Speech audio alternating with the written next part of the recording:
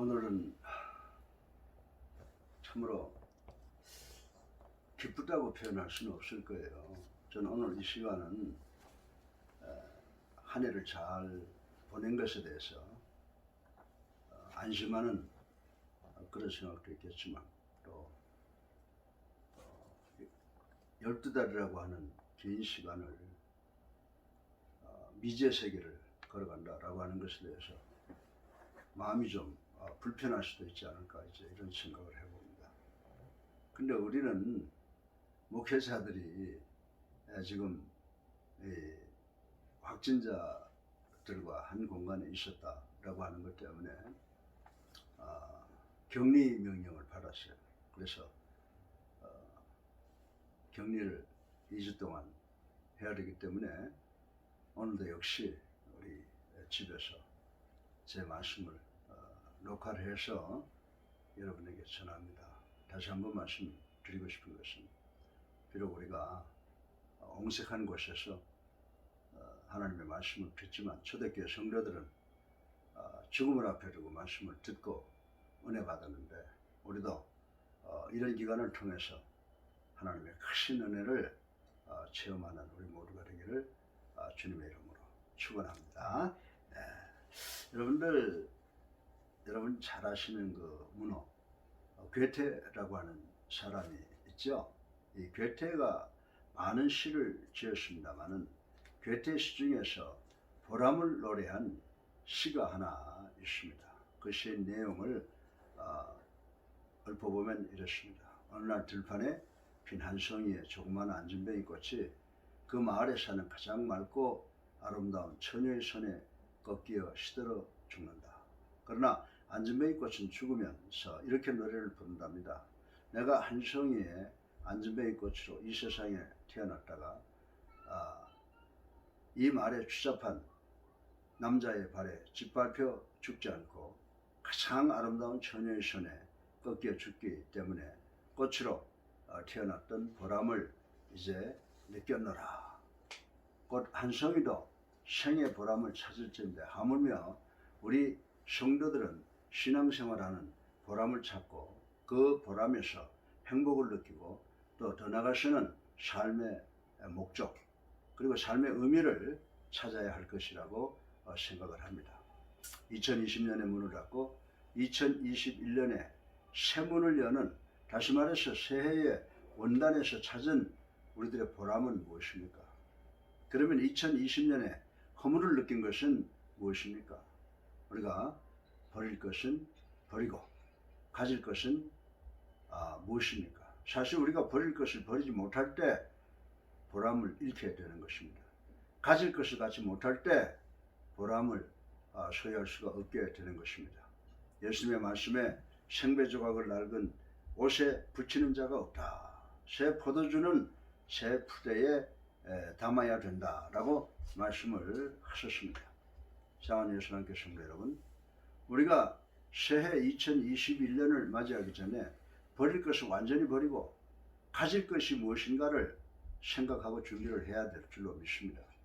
오늘은 설교 본론으로 버릴 것은 무엇이고 가질 것은 무엇인가를 한번 구분해서 생각해 보므로 이제 거대한 입을 벌리고 있는 2021년을 어떻게 살아가야 되겠는가를 생각을 해 보려고 합니다.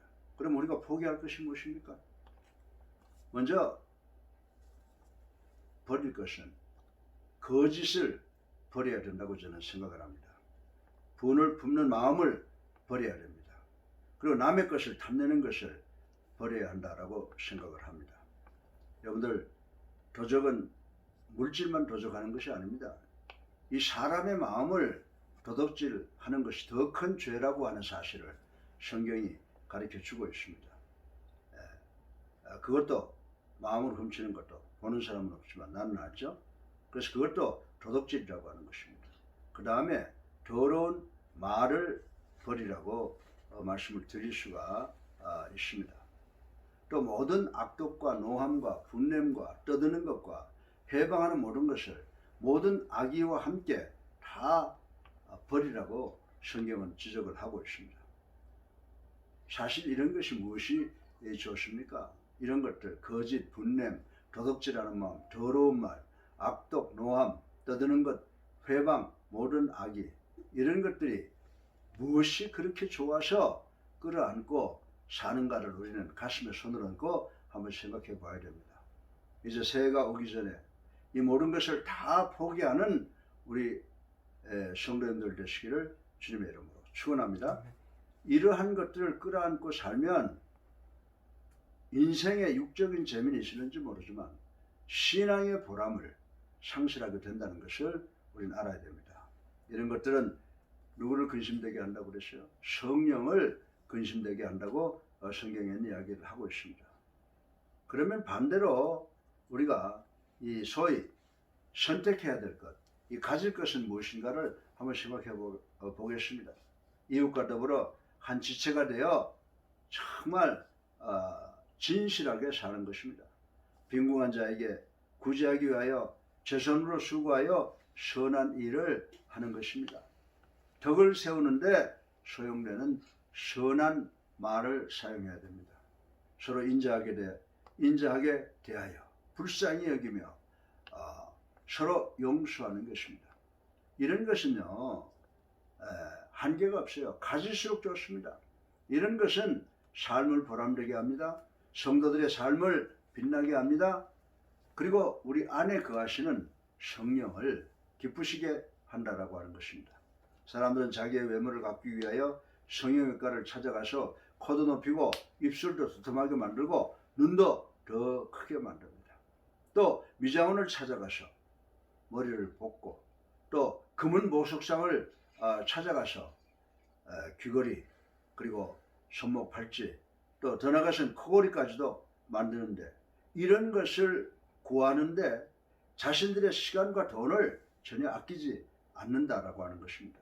그러나 사랑하는 성도 여러분, 외모만 가꾸지 마시고 우리 성도들은 내 안의 사람, 내 안의 모습, 내면적 아름다움을 가꾸어 나가야 되는 줄로 믿으시기를 바랍니다. 내면의 아름다움은 인자한 마음, 불쌍히 여기는 마음, 용서하는 마음을 갖는 것입니다. 이런 마음을 가진 믿음의 사람들의 얼굴은 바로 누구같이 보이는지 아세요? 하나님의 얼굴처럼 주변에게 보여지는 줄로 믿으시기 바랍니다. 성경에 이런 케이스가 있었어요. 야곱이 그 형 에서에게는 많은 죄를 저질렀습니다.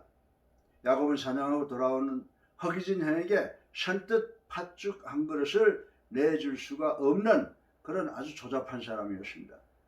형의 배고픈 것을 시장길을 미끼로 해서 장자권을 도둑질하는 그런 아주 좋지 못한 사람이었다라고 하는 것입니다.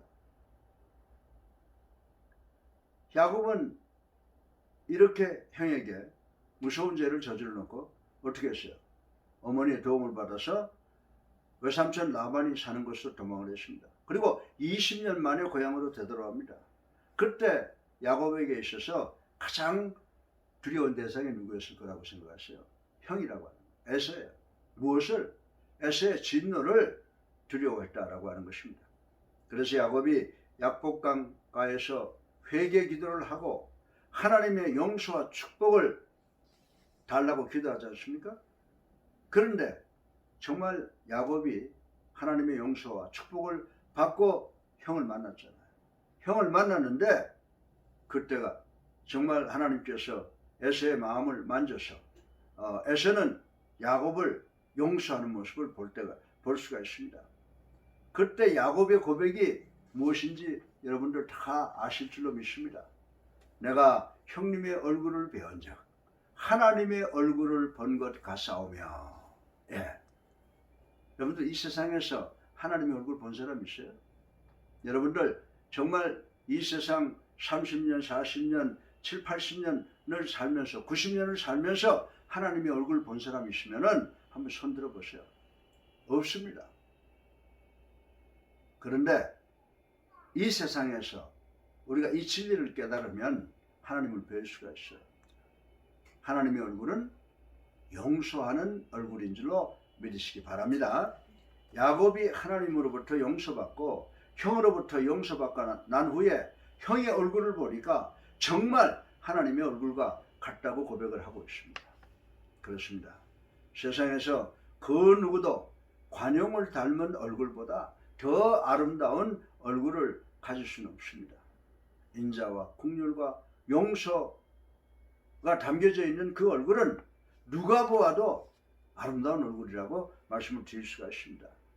여러분들이 잘 아시는 세계적인 역사적인 문호 톨스토이 글에 이런 스토리가 기록되어 있습니다. 한 농부가 지게를 지고 가는데 그 얼굴이 어떻게나 평화롭고 온화하고 행복하게 보이는지 그에게 가까이 가서 물었습니다. 어르신들께서는 가난한 농부인 것이 틀림이 없는데 어떻게 이렇게 행복한 얼굴을 가지고 계십니까? 라고 물었다고 하는 것입니다. 그 농부의 대답은 이렇습니다. 하나님께서 나를 위하고 하나님께서 나와 함께 하시고 하나님께서 내 안에 계시니 내가 행복합니다. 예, 하나님께서 나를 위하십니다. 하나님께서 나와 함께 하십니다. 하나님께서 내 속에 계십니다. 이에서 더 큰 행복이 어디에 있습니까? 하나님께서 나를 위하시는데 무슨 걱정을 합니까? 하나님께서 나와 함께 시온의 대로를 열어주시는데 안 될 일이 무엇입니까? 하나님께서 내 안에 계신데 불안한 것이 있습니까? 이와 같은 사람은 인자와 불쌍히 여기는 마음과 용서하는 마음이 없이는 절대로 불가능하다라고 하는 것입니다. 사랑하는 성도 여러분, 그 다음은 관용은 사회 정화의 동기가 된다라고 하는 것입니다. 우리 사회에서는 옛날 오공화국 때 보면은 사회정화위원회라는 것이 있었습니다. 정화위원회라고 하는 그 위원회의 목적이 뭡니까? 부정부패 비리로 인한 뿌리 깊은 사회악을 근절시키고 정의사회를 구현해 보려고 만든 기관이라고 하는 것입니다. 좋습니다. 그러나 정화한답시고 고발과 성토만 한다고 사회악이 없어지는 것은 아닙니다. 니느웨 성을 한번 여러분들 살펴보세요. 요나의 경고를 들었을 적에 그들은 자신에 대해서 성토를 자기 자신에 대해서 성토하는 그런 회개가 있었습니다. 그러나 상대방의 비용을 들어 폭로하지 않았습니다. 국민은 집권자를 성토하지 않았습니다. 위정자는 국민을 성토하지 않았습니다. 상대방을 서로 인지하게 대하며 불쌍히 여기며 용서하며 회개한 모습을 우리는 이 요나서를 통해서 볼 수가 있는 것입니다. 그때 하나님께서는 니느웨 성을 용서하였습니다. 관용이 있는 곳에 사회 정화가 있는 줄로 믿으시기 바랍니다. 뿐만 아니라 관용은 좋은 치료제입니다. 죄를 범한 자에게 일벌백계로 다스린다고 좋은 사람이 되는 것만은 아닙니다. 때로는 관용이 더 좋은 치료제입니다. 예수님도 관용하고 용서하셨습니다. 가늠하는 현장에서 한 여인이 붙들려 왔습니다. 모세의 법에는 이런 사람은 돌로 쳐 죽이게 되었습니다. 사람들은 돌을 들고 물었습니다. 주여 어떻게 하오리까?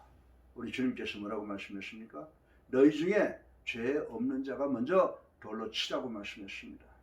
그 말씀을 들은 그 주변에 가늠한 여인 옆에 있던 여인들은 하나씩 둘씩 돌을 버리고 도망가 버렸습니다. 예수님은 이 여자에게 말씀합니다. 나도 너를 정죄하지 아니하노니 가서 다시는 죄를 짓지 말라 라고 말씀했습니다. 죽을 자리에서 관용과 용서로 산 이 여인은 다시는 죄를 범하지 않을 것이라고 저는 믿어 의심치 않습니다. 사람이 의심을 계속 받으면 마지막에는 배신합니다. 착한 아이도 3일만 때리면 거짓말을 하게 된다는 말이 있습니다. 그러므로 1000마디의 책망보다 단 한 번의 관용이 배려가 훨씬 강한 치료제가 된다는 것을 우리는 알아야 됩니다. 사랑하는 성도 여러분, 오늘날 우리가 살고 있는 이 사회가 너무 삭막해졌습니다. 이제 우리 성도들은 인자한 마음, 불쌍히 여기는 마음, 용서하는 마음, 이런 관용과 배려를 가꾸는 그런 태도를 갖고 이제 금년 한 해를 시작하시기를 주님의 이름으로 축원합니다. 버릴 것 속히 버리세요. 또 선택할 것은 선택하고 취하세요. 묵은 해는 버릴 것과 함께 다 버리고 새해는 이제 선택할 것 그리고 반드시 붙잡아야 될 것을 함께 붙잡고 승리하는 삶을 사시는 우리 예수라는 성도님들 되시기를 주님의 이름으로 축원합니다.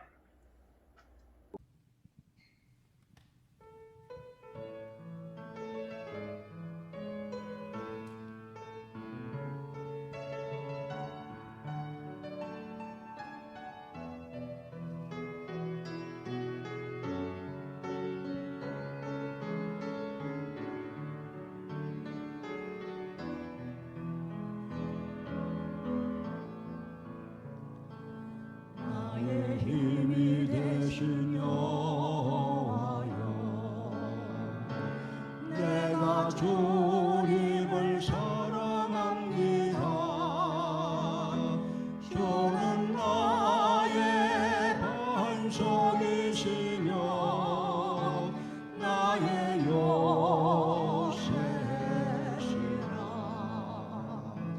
주는 나를 건지시는 나의 주 나의 하나님, 나의 평안의 바위시요 나의 방패시라. 나의 하나님,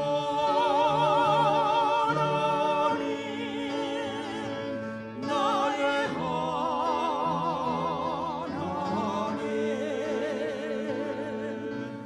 구원의 뿌리시요 나의 산성이라.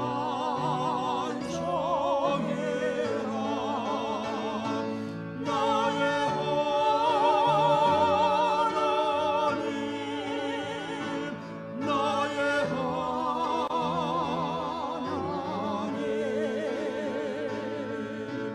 그는 나의 여호와, 나의 구세주.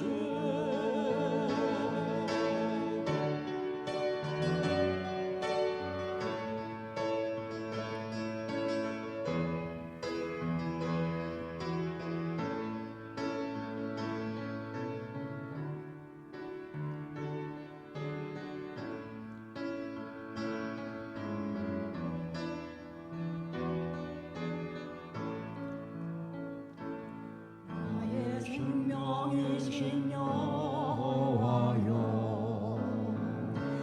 내가 주님을 찬양합니다. 주는 나의 산성이시며 나의 의지시라. 주는 나를 이끄시어 주의 길 인도하시며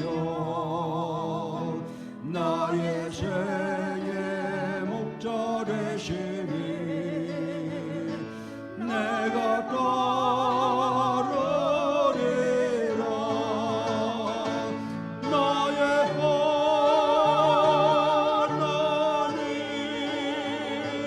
나의 하나님,